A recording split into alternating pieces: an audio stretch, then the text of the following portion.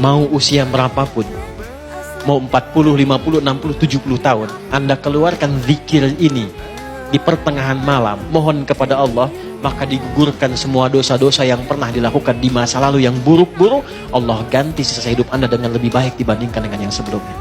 Rabbana faghfir lana dzunubana wa kaffir 'anna sayyi'atina. Ya Allah, selama ini salah saya menjalani hidup. Saya minta ampun ya Allah. Mohon jadikan sisa hidup saya lebih terukur dan lebih baik dari sebelumnya yang pernah saya jalani.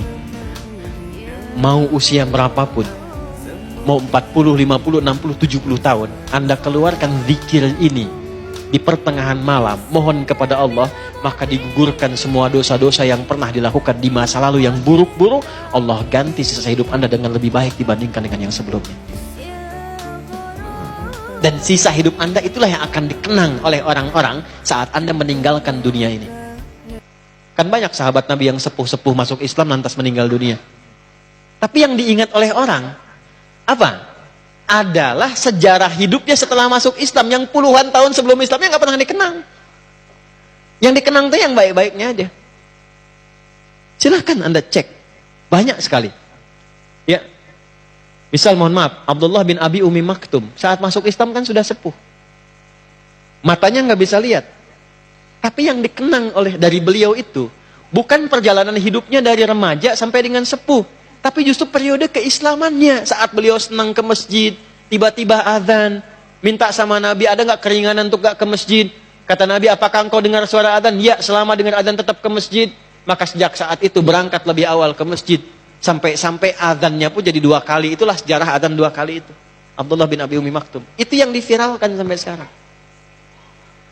Antum jangan takut, Allah lebih cinta pelaku maksiat yang tobat dibandingkan orang soleh yang tidak pernah merasa salah. Catat itu.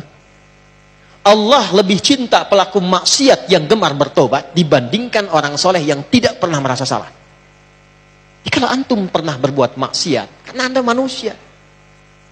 Tapi karena Anda manusia, Anda tobat. Karena yang tidak tobat itu cuma setan. Setan salah, setan nggak tobat. Manusia salah, manusia tobat. Ketika Anda tobat, Allah cinta. Anda merasa soleh, tapi nggak pernah merasa salah. Allah malah nggak suka. Allah lebih mencintai pelaku maksiat yang gemar bertobat dibandingkan orang soleh yang tidak pernah merasa. Bikin status tuh.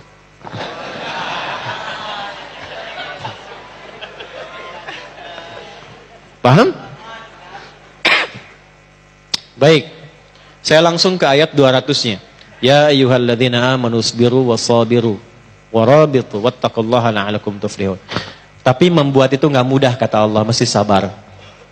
Sabar. Bikin planning itu sabar.